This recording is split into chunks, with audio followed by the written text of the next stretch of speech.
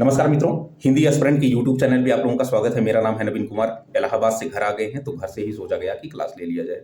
खैर, बड़े ही important topic की बात करेंगे, राजनीति में महिलाओं के आरक्षण को लेकर। तो राजनीति में महिलाओं को आरक्षण किस प्रकार दिया जाता है, 106वां संविधान संशोधन विधेयक क्या है, इसके अलावा नारी शक्ति बंधन अधिनियम क्या है, इसके अलावा हम यह भी डिस्कस करेंगे कि एससी एसटी की जो अनुसूचित जाति और अनुसूचित जनजाति की महिलाएं हैं उनको किस प्रकार से आरक्षण दिया जाता है, ओबीसी महिलाओं का क्या है, जनरल महिलाओं और ओबीसी महिलाओं में क्या कुछ डिफरेंसेस है, रिजर्वेशन को लेकर, राजनीतिक रिजर्वेशन को लेकर या नहीं है। तो ये सब सारी चीजें हम लोग बातचीत करने वाले हैं। तो आते हैं, आप लोगों का स्वागत है मेरे यूट्यूब चैनल पे। तो थोड़ा सा अगर आप शेयर और सब्सक्राइब कर लेंगे तो मेरा भी मनोबल कुल मिला जुला के बढ़ेगा, ठीक है ना। खैर, आप नहीं भी करने वाले हैं फिर भी मैं डिस्कशन करूंगा ही। आते हैं अपने मेन मुद्दे पर, राजनीति में महिलाओं की भागीदारी को लेकर। राजनीति में महिलाओं की भागीदारी, आपको पता है कि पिछले ही साल सरकार ने एक विधेयक पेश किया, 128वां संविधान संशोधन विधेयक, जिसे अधिनियम के रूप में 106वां संविधान संशोधन अधिनियम के रूप में जाना जाता है। इसे ही अगर हम योजना के रूप में देखें तो नारी शक्ति बंधन योजना के रूप में इसको जाना जाता है। क्या प्रावधान था इसमें? प्रावधान भैया यही था कि लोकसभा और भारत की जितनी विधानसभाएं हैं उन विधानसभाओं में महिलाओं के रिजर्वेशन को लेकर था। कितने रिजर्वेशन को लेकर? तो जो लोकसभा की निर्वाचित सीटें हैं या फिर सभी विधानसभाओं की निर्वाचित सीटें हैं, इनका सीटों का, कुल निर्वाचित सीटों का 1/3 महिलाओं के लिए रिजर्व की जानी है। ऐसा कुछ प्रावधान इस अधिनियम में किया गया।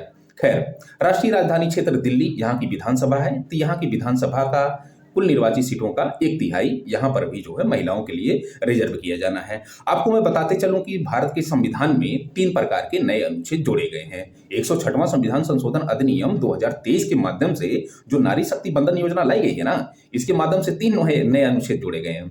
कौन कौन से नए अनुच्छेद जोड़े गए हैं? तो एक अनुच्छेद जोड़ा गया है, अनुच्छेद 330A, 330A, 332A और 334A। ये आपको लगातार याद करना है, दो के अंतर पे। कैसे? अनुच्छेद 330A, 332A और 334A क्या है इसमें? अब सुनना जरा। 330A में कहता है कि लोकसभा की जो निर्वाचित सीटें होंगी, निर्वाचित सीटें मतलब कि 543 सीटें, ठीक है ना, इन्हीं 543 सीटों का क्या करना है?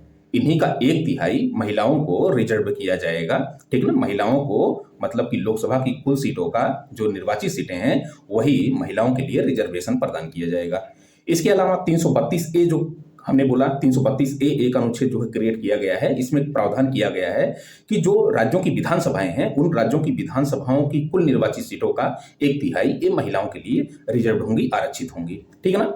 इसके अलावा अनुच्छेद 334A भी बताया कि अनुच्छेद 334A क्या है। तो अनुच्छेद 334A में कुछ निर्बंधन किया गया है, कुछ शर्तें दी गई हैं। शर्तें कैसी दी गई हैं? कहा गया कि नए परिसीमन के पश्चात ये जो है प्रावधान लागू किया जाएगा। मतलब कि जो भैया राजनीति में महिलाओं की भागीदारी है, आरक्षण का प्रावधान दिया जाने वाला है 33%, ये जो है क्या किया जाएगा? नए परिसीमन के बाद ही लागू किया जाएगा। जब लागू किया जाएगा तो अगले 15 वर्षों तक ही जो है बना रहेगा। हालांकि संसद अगर चाहे तो इसको आगे बढ़ा सकती है। तो एक कुछ जो है शर्तें निर्धारित की गई थी अनुच्छेद 334A में। आपको यहाँ पे मैं बताते चलूं कि थोड़ा सा आप कंफ्यूज मत होइएगा। एक संविधान संशोधन लाया गया था, 104वां संविधान संशोधन अधिनियम 2020, ठीक है ना। तो आप अनुच्छेद 330 पढ़ते हैं, 332 पढ़ते हैं, 334 भी पढ़ते हैं, थोड़ा सा लगे हाथ तो उसको भी देख लेते हैं हम। 330 में क्या है? तो 330 में आपको पता ही है कि इसमें रिजर्वेशन का प्रावधान है। तो लोकसभा के रिजर्वेशन का प्रावधान है, किसके? अनुसूचित जातियों और जनजातियों के लिए, ठीक है ना। वहीं पर 332 में आते हैं तो अनुसूचित जातियों और जनजातियों के जो विधानसभाएं हैं, राज्यों की जो विधानसभाएं हैं उनके रिजर्वेशन का प्रावधान है, ठीक है ना। इसके अलावा 334 में जो स्थानीय शासन है वहां पर महिलाओं के लिए रिजर्वेशन का प्रावधान है और अनुसूचित जातियों और जनजातियों के लिए रिजर्वेशन का प्रावधान है, ठीक है भैया। खैर, आपको मैं यहाँ पे बताते चलूं कि 104वां संविधान संशोधन अधिनियम 2020 लाया गया, क्योंकि 2020 में ही रिजर्वेशन समाप्त हो रहा था, ठीक है ना। तो 2020 में जो है 104वां संविधान संशोधन अधिनियम 2020 ला करके ये जो रिजर्वेशन है एससी एसटी का, इसको राजनीति में रिजर्वेशन को बढ़ा करके 2030 कर दिया गया। आई होप अब जो है आपको नहीं भूलेगा अनुच्छेद 330 क्या है और 330A क्या है, ठीक है ना। तो आई होप आप इसको जो है कोरिलेट करके याद रखेंगे। चलते हैं अपने मेन मुद्दे पर आते हैं। तो स्थानीय प्रशासन की अगर हम बात करें, स्थानीय स्वशासन में, तो 73वां और 74वां संविधान संशोधन अधिनियम 1992 लाया गया था और 1992 ला करके एक अनुच्छेद क्रिएट किया गया, अनुच्छेद 243D, जिसके माध्यम से कहा गया कि महिलाओं को रिजर्वेशन का प्रावधान किया गया है स्थानीय स्तर पर। कितने? तो 1/3 या 33% महिलाओं को स्थानीय स्तर पर जो है रिजर्वेशन का प्रावधान किया जाता है। हालांकि विधानसभाओं के ऊपर छोड़ा गया है कि विधानसभाएं चाहें तो इसको बढ़ा सकती हैं, ठीक है ना। कुछ विधानसभाओं ने इसको बढ़ाया भी, जैसे केरल हो गया, जैसे आंध्र प्रदेश हो गया, जैसे बिहार हो गया, महाराष्ट्र हो गया, छत्तीसगढ़ हो गया, झारखंड हो गया। इन राज्यों ने बढ़ा करके 50% कर दिया है।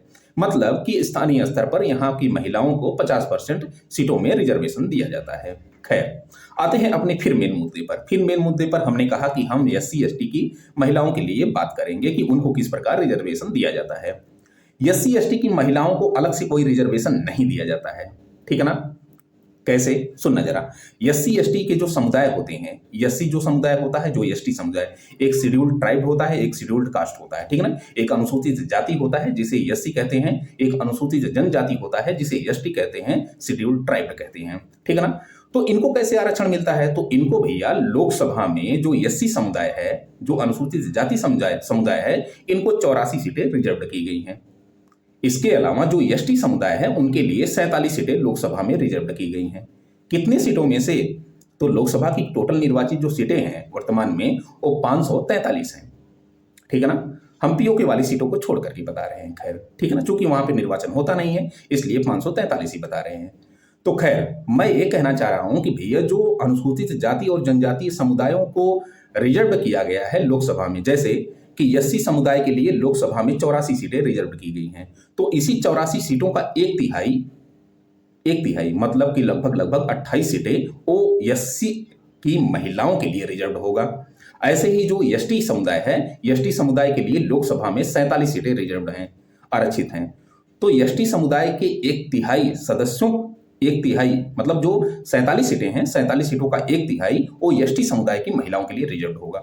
कुल मिला जुला के 28 सीटें SC समुदाय और जो है 16 सीटें कुल मिला जुलाकर ST समुदाय। कुल मिला जुलाकर अगर हम देखें तो 44 सीटें ये रिजर्व होंगी महिलाओं के लिए, ठीक है ना।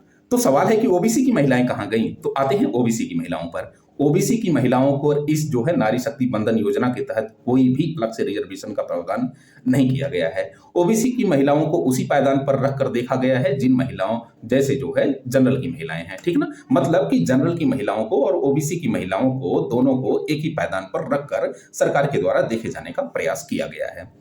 इसमें क्या कहा गया है? कहा गया है कि लोकसभा की जो सीटें होंगी, निर्वाचित सीटें, उसका एक तिहाई महिलाओं के लिए रिजर्व होंगी। किनके लिए बात कर रहा है? OBC और जनरल की महिलाओं के लिए बात कर रहा है। ध्यान से सुनिएगा, हमने SC और ST की महिलाओं के लिए उन्हीं के समुदाय की एक तिहाई स्तर पर महिलाओं के रिजर्वेशन की बात कर ली है पहले।